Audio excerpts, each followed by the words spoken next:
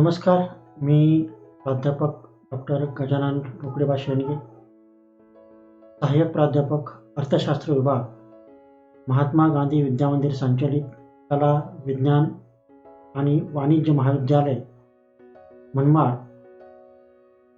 आज आपल्याला भारतातील बँक व्यवसायाची उत्क्रांती आणि विकास या संदर्भामध्ये मार्गदर्शन करणार आहे. मित्रहो, या अगोदर आपण बँकेच्या उत्क्रांतीपासून बँकेची व्याख्या, बँकेच्या व्याख्याचे विविध उगमस्रोत, त्याचबरोबर युरोपमधील बँक व्यवसायाची उत्क्रांती, अमेरिकेतील बँक व्यवसायाची उत्क्रांती, आशिया खंडातील बँक व्यवसायाची उत्क्रांती इत्यादी बाबतीमध्ये माहिती घेतली होती. आजच्या या व्हिडिओ लेक्चरमध्ये आपण भारतातील बँक व्यवसायाची उत्क्रांती कशी झाली हे 2 टप्प्यात अभ्यासणार आहोत. आजच्या व्हिडिओ लेक्चरमध्ये आपण भारतातील बँक व्यवसायाच्या उत्क्रांतीचा पहिला टप्पा म्हणजेच भारतातील बँक व्यवसायाची उत्क्रांती स्वातंत्र्यपूर्व कालखंड याचा अभ्यास आपण आज या व्हिडिओ लेक्चरमध्ये करणार आहोत. मित्रांनो, असे म्हणतात की बँक व्यवसायाची सुरुवात ही युरोपमध्ये झाली. युरोपामध्ये बँक व्यवसायाची उत्क्रांती कशी झाली याचा आपण थोडक्यात आज आढावा घेऊ. या अगोदरच्या लेक्चरमध्ये आपण याचा डिटेलमध्ये आढावा घेतला. युरोपामध्ये झालेल्या आपण सुरुवात करायची झाल्यास इटली या शहरातील लोंबार्डी प्रदेशातील त्या ज्यू व्यापाऱ्यापासून ते ख्रिश्चन मिशनऱ्यांनी सुरू केलेल्या बँक व्यवसायापर्यंत, त्याचबरोबर अमेरिकेतील फेडरल रिझर्व्हची स्थापना, त्यानंतर जपानमध्ये बहुसंख्य बँकांच्या स्थापना, या आपणास बँकिंगच्या इतिहासामधली महत्त्वाच्या टप्प्यांची रचना किंवा महत्त्वाचे टप्पे असल्याचे दिसतात. मित्रांनो, भारतामध्ये बँक व्यवसायाची जी काही रचना आहे ती काही याच धर्तीवर चालू झालेली दिसते. असेही म्हणता येणार नाही की भारतामध्ये बँक व्यवसाय युरोपाच्या धर्तीवर चालू होण्याच्या अगोदर भारतामध्ये बँक व्यवसायासारखी परिस्थिती नव्हती. तर भारतामध्ये सुद्धा युरोपियन बँक व्यवस्था भारतात येण्या अगोदर काहीशी वेगळी व्यवस्था भारतामध्ये होती. आपणास माहीत असेल,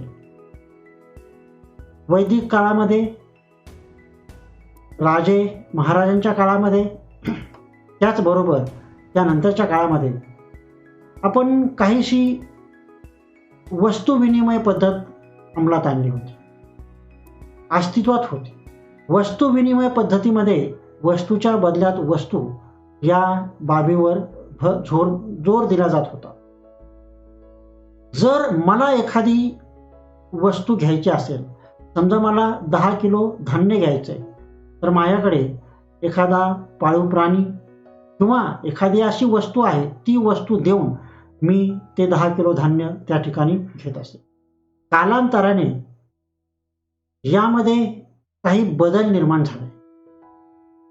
त्या बदलाचा परिपाक म्हणून आपल्याला स्वातंत्र्यपूर्व कालखंडामध्ये 2 महत्त्वाच्या व्यवस्था भारतामध्ये या बँक व्यवसायाच्या अनुषंगाने चालू असल्याच्या दिसतात. त्यातली पहिली व्यवस्था म्हणजे सावकार व्यवस्था. मग आता ही नेमकी सावकार व्यवस्था आहे तरी काय याचा थोडक्यात आपण आढावा घेऊया. मित्रांनो, सावकार ही एक अशी व्यवस्था आहे ती खऱ्या अर्थाने भारतीय बँक व्यवस्थेचं मूळ हे सावकारीमध्ये पाहिलं जातं. या ठिकाणी आपल्याला एक व्याख्या आढळते. ती व्याख्या अशी की जी व्यक्ती किंवा संस्था कर्ज देते परंतु ठेवी स्वीकारत नाही, ते म्हणजे सावकार. खऱ्या अर्थानं सावकारांचं वैशिष्ट्य असं आहे की सावकार लोक त्या काळात फक्त पैसे देत असत, कर्ज देत असत, मात्र कोणत्याही प्रकारची ठेव नागरिकांकडून, लोकांकडून ते त्यांच्याजवळ बाळगत नसत. आता सावकार व्यवस्था ही राजे महाराजांच्या काळात सुद्धा चालू होती, त्याचबरोबर त्या आधी सुद्धा चालू होती आणि काहीशी त्यानंतर सुद्धा चालू असल्याची आणि आजही काही प्रमाणामध्ये सावकारी व्यवस्था आपल्याला ग्रामीण भागामध्ये आढळून येते. म्हणजेच सावकारी व्यवस्थेमध्ये उत्तरोत्तर बदल होत गेलेले आपणास दिसून येतात.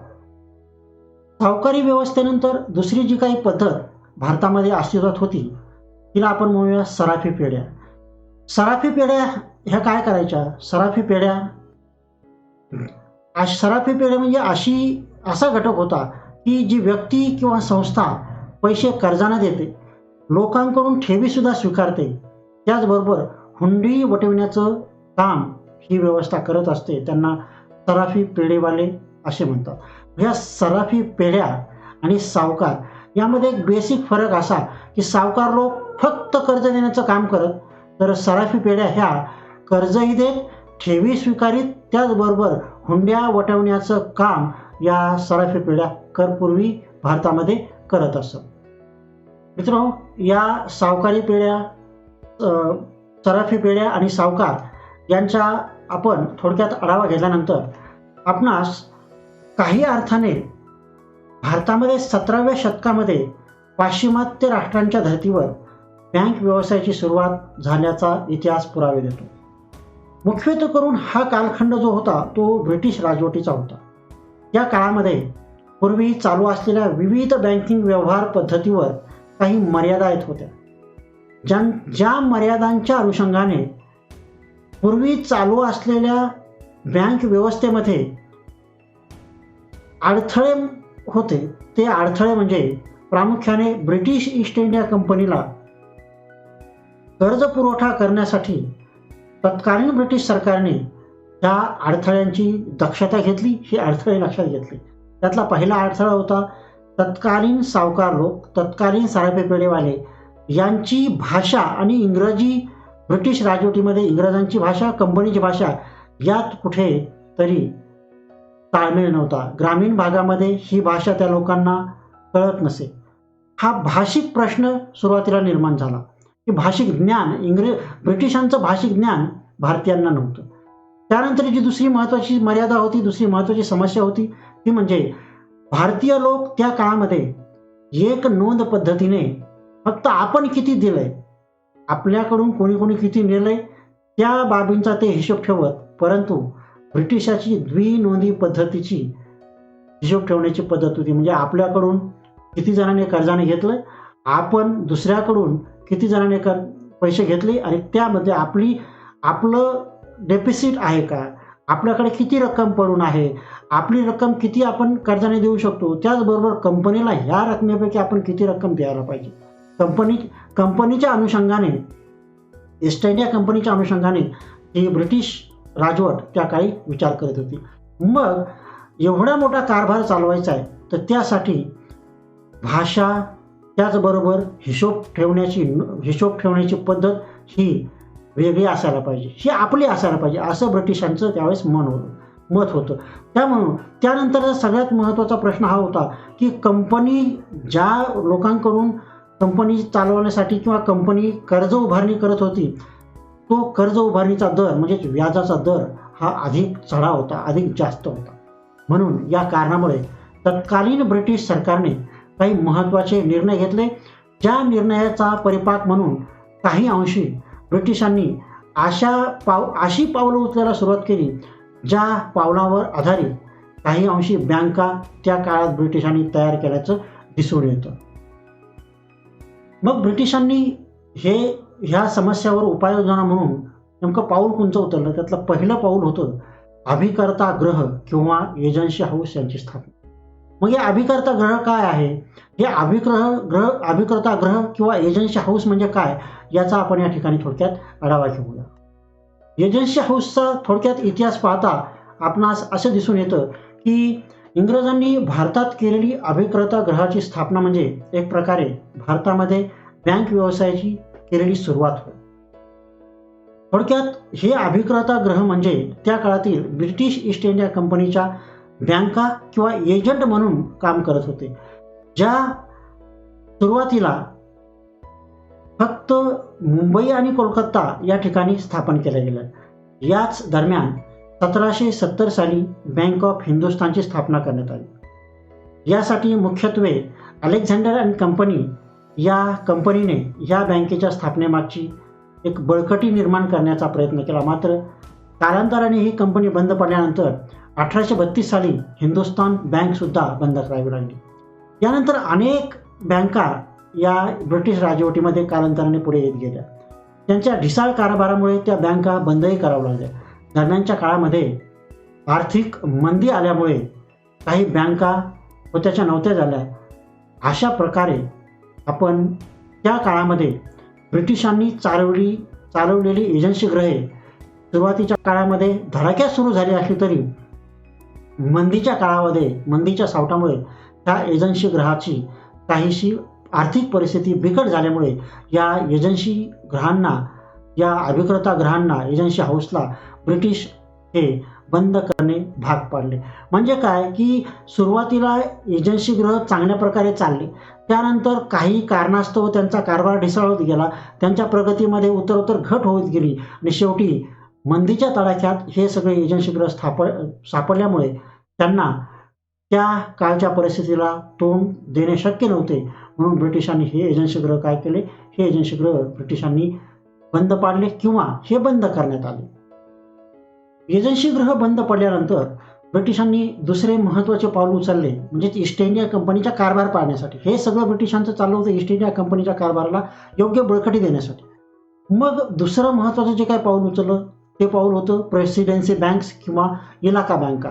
मग या इलाका बँका स्थापन करण्यामागचं नेमकं कारण हे आपण अभिकृता ग्रहाच्या झालेल्या ऱ्हासापोटी हे सगळं ब्रिटिशांनी केलं असं आपण म्हणू शकतो. मग ब्रिटिशांनी ह्या इलाका बँका स्थापन करण्याची पावले उचलली. यामध्ये महत्त्वाचं असं की ब्रिटिशांनी प्रामुख्याने 3 इलाका बँका स्थापन केल्या. त्यापैकी पहिली इलाका बँक होती बँक ऑफ बेंगॉल. 1806 मध्ये तिची स्थापना झाली. दुसरी इलाका बँक होती 1840 ची बँक ऑफ बॉम्बे. आणि तिसरी इलाका बँक होती 1843 मधली बँक ऑफ मद्रास. तर आपण या इलाका बँकेमागची पार्श्वभूमी, या तीनही इलाका बँकेमागचा थोडक्यात इतिहास आज या ठिकाणी आपण जाणून घेऊया. ब्रिटिशांनी ह्या इलाका बँका स्थापन केल्यानंतर ब्रिटिशांनी एजन्सी ग्रहाची खेळी असफल ठरू लागल्याने तत्कालीन ब्रिटिश सरकारने ईस्ट इंडिया कंपनीच्या वित्तीय कारभाराला सक्षम आणि कार्यक्षम दोन्ही बाबींच्या अनुषंगाने एक अशी स्वतंत्र बँक असावी अशी मागणी त्या काळात जोर धरू लागली. या पार्श्वभूमीवर त्यांनी कंपनीच्या मुख्य इलाक्यामध्ये या इलाका बँकांची स्थापना केली. आपण पाहिल्याप्रमाणे बँक ऑफ बेंगाल कोलकात्यामध्ये 1806 मध्ये स्थापन केली. पूर्वी स्थापनेवेळी 1806 साली तिचं नाव बँक ऑफ कोलकाता हे होतं. मात्र 1809 मध्ये तिचं नाव बँक ऑफ बेंगाल असं करण्यात आलं. या बँकेला 1823 साली चलन छपाईचा अधिकार मिळाला. 1823 सालीच शाखा काढण्याचा सुद्धा अधिकार मिळाला.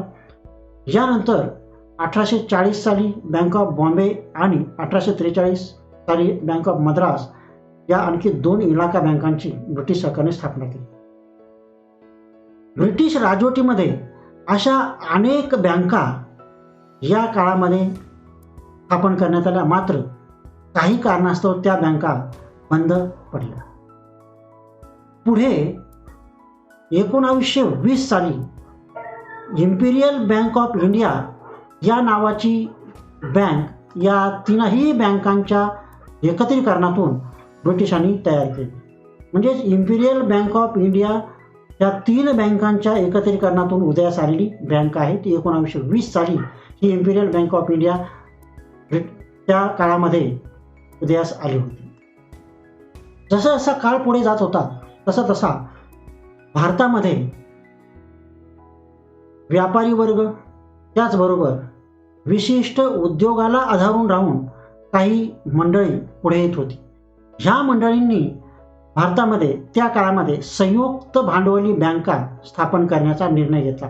म्हणजेच भारतातील बँक व्यवसायाच्या टप्प्यामध्ये संयुक्त भांडवली बँका हा एक संयुक्त भांडवली बँकांची स्थापना होणे हा महत्त्वाचा टप्पा मानला जातो. कारण ह्या टप्प्यामध्ये अशा अनेक घटना घडलेल्या आहेत, ज्या घटनाच्या पार्श्वभूमीवर आज आपली आजची बँकिंग प्रणाली अवलंबून असल्याचे आपल्याला दिसून येते. जर आपण संयुक्त भांडवली बँकेच्या स्थापनेचा थोडक्यात आढावा घेतला तो आपणास पुढील प्रमाणे घेता येईल की 1860च्या दशकामध्ये 1860च्या काळामध्ये अनेक नवीन बँकांचा उदय होत होता. जगामध्ये यादवी युद्ध, शेती, उद्योग या बाबीवर काही देशांनी सट्टा लावायला सुरुवात केली होती. भारतामध्ये मर्यादित जबाबदारी तत्वाचा आधार घेऊन भारतीयांनी सुद्धा बँक स्थापण्यास सुरुवात केली. या प्रकारे स्थापन झालेली पहिली संयुक्त भांडवली बँक, भारतातली पहिली संयुक्त भांडवली बँक म्हणजे औंध कमर्शियल बँक होती. तिची स्थापना 1881 झाली. म्हणजेच भारतात पहिली commercial bank Aundh commercial bank या नावाने स्थापन झाली. ती तारीख होती 1881, ते साल होतं 1881. त्यानंतर 1894ला पंजाब नॅशनल बँक, 1901ला पीपल्स बँक ऑफ इंडिया, 1906 साली बँक ऑफ कॅनडा, 1907 साली इंडियन बँक, 1908 साली बँक ऑफ बडोदा, 1911 साली सेंट्रल बँक ऑफ इंडिया, त्यानंतर बँक ऑफ इंडिया, त्यानंतर बँक ऑफ म्हैसूर. ह्या तीनही बँका 1911 साली स्थापन झाल्या. 1929 ते 1933 या काळामध्ये अमेरिकेमध्ये त्याचबरोबर जगामध्ये आर्थिक मंदीचा पेच निर्माण झाला. जागतिक मंदीच्या या काळामध्ये एकूण 373 बँका बुडाल्या. याच दरम्यान 1918 साली टाटा इंडस्ट्रियल बँक, 1911 साली युनियन बँक, 1923 साली आंध्रा बँक, 1925 साली सिंडिकेट बँक, 1932 साली विजया बँक, 1935 साली बँक ऑफ महाराष्ट्र, 1936 साली इंडियन ओव्हरसीज बँक, त्याचबरोबर न्यू इंडिया बँक या बँका स्थापन झाल्या. तर 1938 साली देना बँक स्थापन झाली. 1943 साली युनायटेड कमर्शियल बँक स्थापन झाली. त्याचबरोबर ओरिएंटल बँक ऑफ कॉमर्सची सुद्धा याच साली स्थापना झाली. या पद्धतीने भारतामध्ये स्वातंत्र्यपूर्व काळामध्ये 1860 नंतर हा जो काही बँक संयुक्त भांडवली बँक स्थापनेचा जो काही धडाका सुरू झाला तो होता मर्यादित जबाबदारी तत्वाच्या अनुषंगाने काही लोकांनी एकत्रित येऊन या संयुक्त भांडवली बँका या काळामध्ये चालू केल्या होत्या. ह्या बँकाच्या स्थापनेमागची पार्श्वभूमी लक्षात घेतली आणि आजची पार्श्वभूमी लक्षात घेतली तर आपणास लक्षात येईल की जवळजवळ 100, 110, 120 वर्षाचा इतिहास या आजच्या बँकांना असल्याचा दिसतो. मित्रहो, स्वातंत्र्यपूर्व काळामधील सावकार पद्धती ते 1943 पर्यंतची एकंदरीत बँक पद्धती आपण या लेक्चरमध्ये आज अभ्यासली. ही अभ्यासत असताना आपण सावकार पद्धती, सराफी पेढ्या, त्याचबरोबर विविध तत्कालीन ब्रिटिश सरकारने स्थापन केलेल्या इलाका बँका असोत, त्याचबरोबर प्रतिनिधीगृह असोत, त्याचबरोबर कमर्शियल संयुक्त भांडवली बँका असोत, या सगळ्या बाबीचा जर आपण विचार केला तर आपणास एक परिस्थिती या ठिकाणी दिसून येते की जर पाश्चिमात्य देशाच्या युरोपियन देशांच्या अनुषंगाने आपल्या देशामध्ये बँक व्यवसायाची सुरुवात त्या पातळीवर झाली नसती तर आजही आपण अधिक वेगळ्या पद्धतीने सावकारीच्या जाळ्यामध्ये असलो असतो. म्हणून कदाचित पूर्वीची परंपरागत बँक म्हणजे सावकारी आणि आजची आधुनिक बँक म्हणजे आपल्या सावकाराची नवी पिढी असे आपण या ठिकाणी म्हणू शकतो. मित्रांनो, आज या लेक्चरमध्ये आपण स्वातंत्र्यपूर्व बँकेच्या टप्प्यांचा थोडक्यात आढावा घेतला. पुढच्या लेक्चरमध्ये आपण स्वातंत्र्य उत्तर म्हणजे भारताला स्वातंत्र्य मिळाल्यानंतर 1947 ते 1991 म्हणजे जागतिकीकरणाच्या पार्श्वभूमीवर बँकेचा इतिहास कसा होता आणि आजपर्यंत म्हणजेच थोडक्यात स्वातंत्र्य उत्तर काळातील बँक व्यवसायाची आजपर्यंतची परिस्थिती येणाऱ्या व्हिडिओमध्ये आपण अभ्यासणार आहोत. तर मग आज या ठिकाणी आपण इथेच थांबूया. परत भेटूया पुढच्या लेक्चरमध्ये. तोपर्यंत